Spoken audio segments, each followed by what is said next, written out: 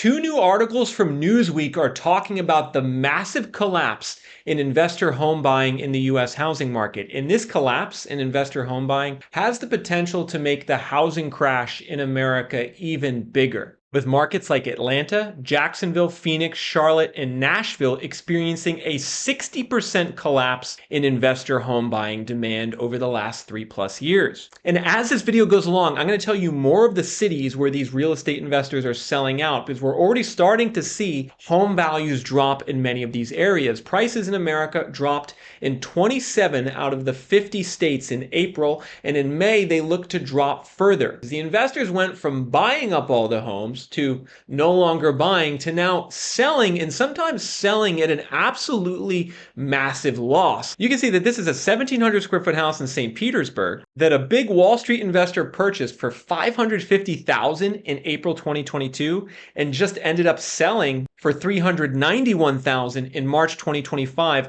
an astounding 25% plus loss. And what these investors do, folks, is they make the bubble bigger, but then they make the crash also bigger. It's not as if investors buying homes just makes prices go up forever in an area. Rather, it makes prices more volatile in an area. And you can see a new article from Newsweek just talked about this. They interviewed a housing expert who sees an alarming trend occurring in the market, specifically the collapse in investor demand in the US housing market. In a market like Atlanta, investors are buying 65% fewer homes than they did at the peak of the pandemic. And they interviewed some other people who said that while lower demand from investors in some markets may be seen as worrying, it could actually be a good thing for potential buyers in coming months and years. Less demand for housing from portfolios of some investors will equate to more affordability, particularly in markets like Atlanta, Jacksonville, and others that have seen a substantial decline. Now, interestingly, I was actually the first expert quoted in that article. Newsweek has been running some articles recently looking at my posts on X. I mean, we're talking declines of 40, 50, 60%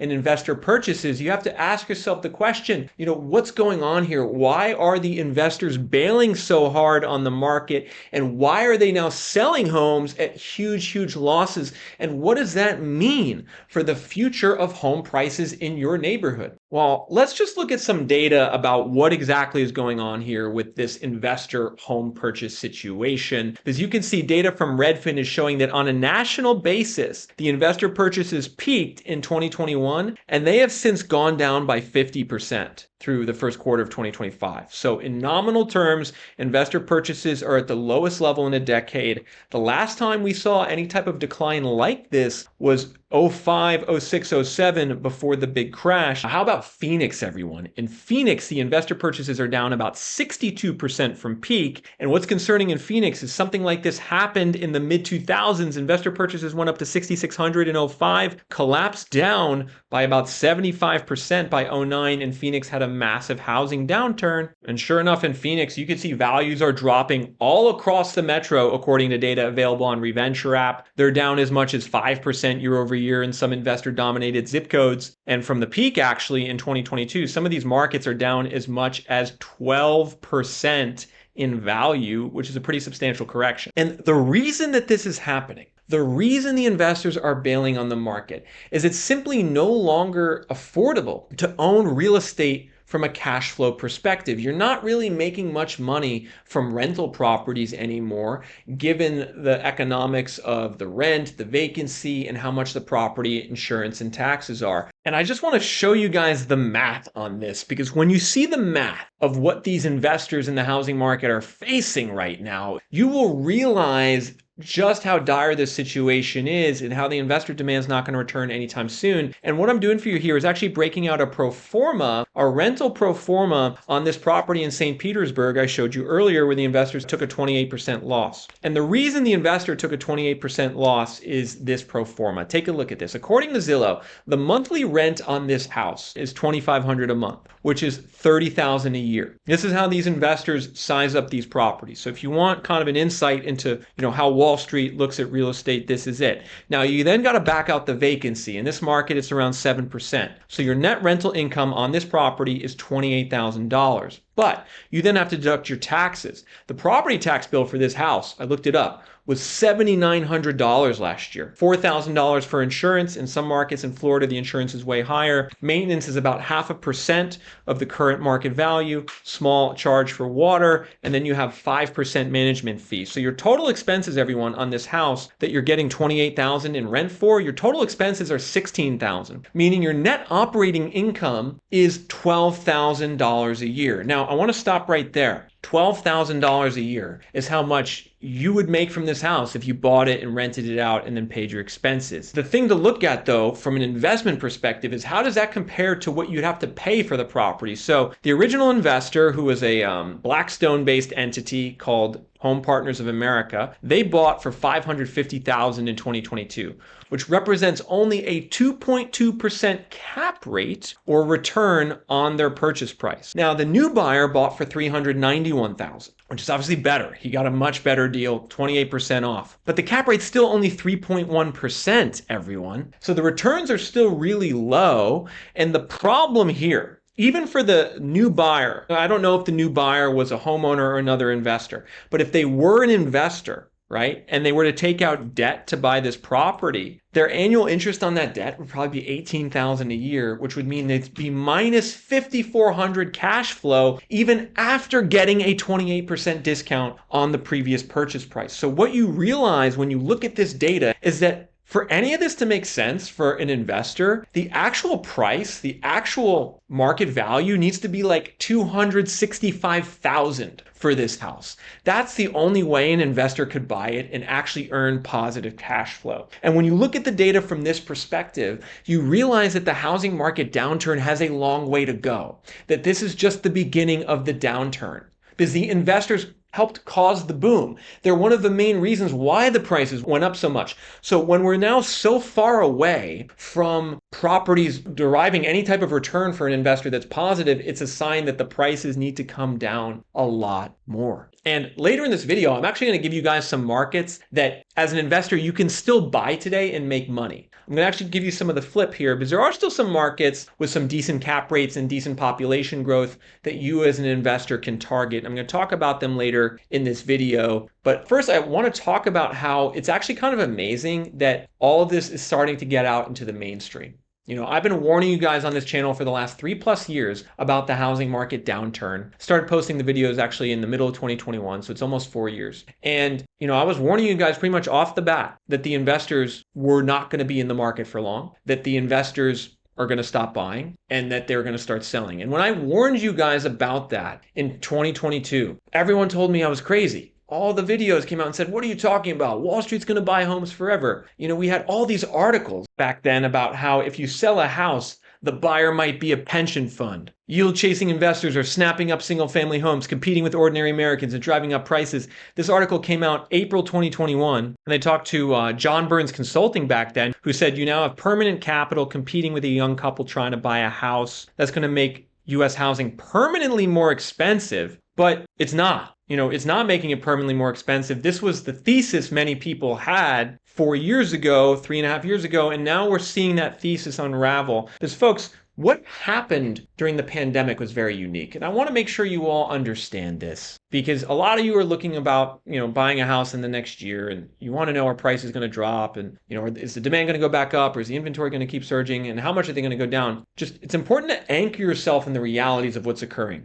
right? With the investors dropping out of the market. And the fact that the only reason they were ever in the market in 2020 and 2021 is because of interest rate suppression. The Fed printed $5 trillion during the pandemic and mortgage rates went to 3% and investors could borrow at even less than that. And when investors could borrow at even less than 3%, it made it a no-brainer to buy real estate. And what we saw for much of the last decade, everyone, was the 10-year treasury yield, what you would get if you bought long-term government debt, hovering anywhere from 2 to 3%. Then during the pandemic, the 10-year treasury went to 0.5%. And when the 10-year treasury was 0.5%, the cap rate for owning a cash flow rental property was 4.8. So you were earning a crazy spread. If you bought real estate as an investor back then, your spread was around 4.3%. your return exceeding the risk-free return of a government bond. But then look at what's happened since then. The cap rates have kind of stalled out. They went down a bit to 4.4. Now they're back up to 4.8. In the meantime, the 10-year treasury is now around 4.3. So that means the spread on the 10-year treasury above buying real estate and renting it out is only 0.5%, meaning that it's really just not worth it to buy real estate from a cash flow perspective,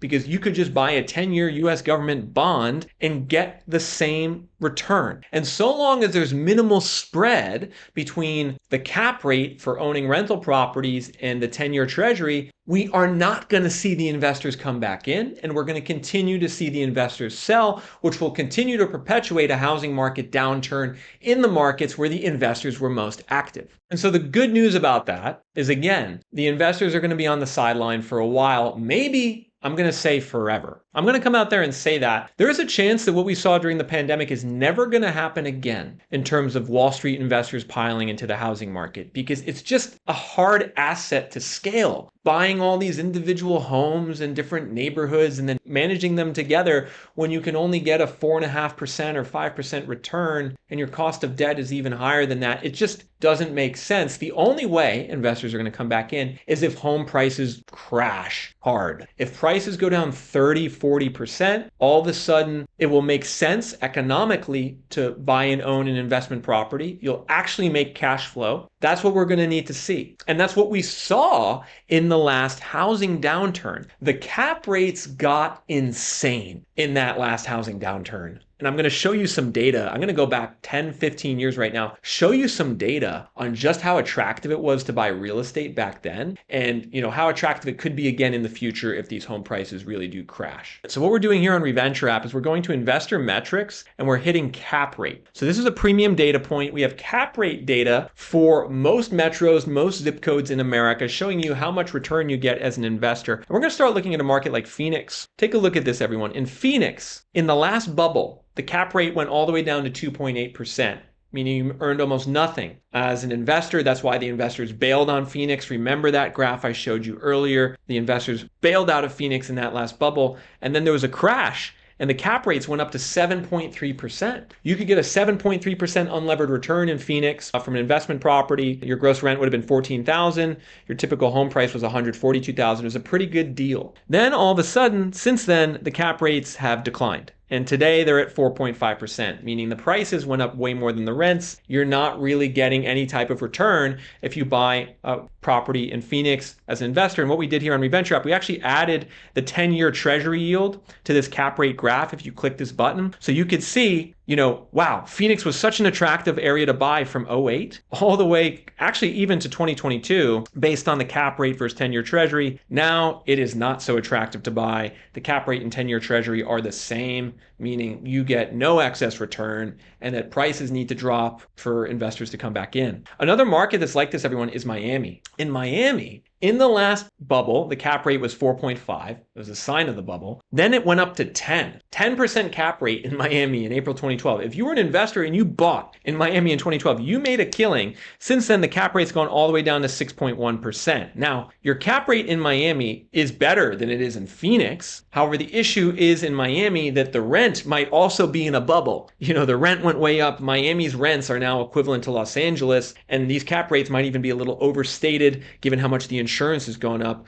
And so, what would you want to see in Miami? You would want to see, if you're an investor, you want to see cap rates going back up to 7, 8, 9%. That would tell you, hey, now's the time to get in. But not all markets are like this, everyone. Some markets actually still have a pretty good return. One market I actually really like is Tuscaloosa, Alabama. Cap rate there is 8.4%. So you could buy a house for $219,000 in Tuscaloosa. Your gross rent's going to be $23,000 a year, and your net income's going to be $19,000 a year, giving you 8.4% unlevered return. And you can actually see that cap rate in Tuscaloosa actually at its highest level, more or less, on record. So when you see the cap rate at the highest level on record, that's a sign it's an attractive market for investors. In our 1-year price forecast in Tuscaloosa is actually plus 1.6%. So we still actually think values here are going to go up over the next year. There's a solid cap rate. If you're an investor looking for a market to buy, Tuscaloosa would be one of them. And if you zoom in, you can actually see the highest cap rates by zip code in a market like Tuscaloosa as well. So if you're an investor who really wants high returns,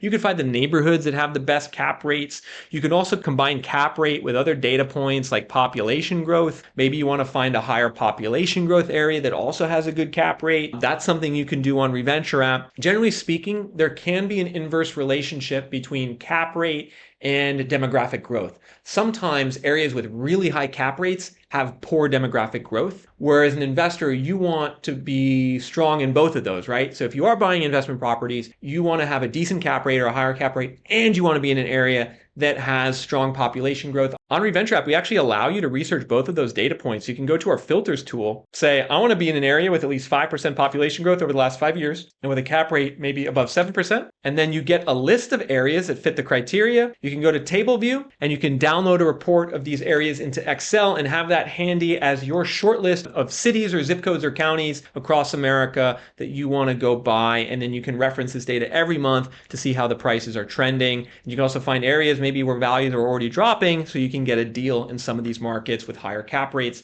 higher population growth. So what I would really encourage you guys to do, if you're an aspiring investor or you just want to learn more about the housing market and see where the market's going, target high return areas, go to Reventure app right now and sign up for our premium plan. Our premium plan is going to allow you to find the best markets to buy investment properties now and allow you to see where the best markets are going to be in the future with our price forecast. The premium plan is $39 a month or $399 a year. I would recommend you sign up for that annual plan because it comes at a 15% monthly discount. And it's going to allow you to track this data over time. In the end, the $399 annual plan can save you tens of thousands of dollars on your home purchase or investment decision. So go to www.reventure.app right now, sign up for that premium plan, especially if you're an aspiring investor who wants to figure out which markets are the best to buy in 2025 and 2026.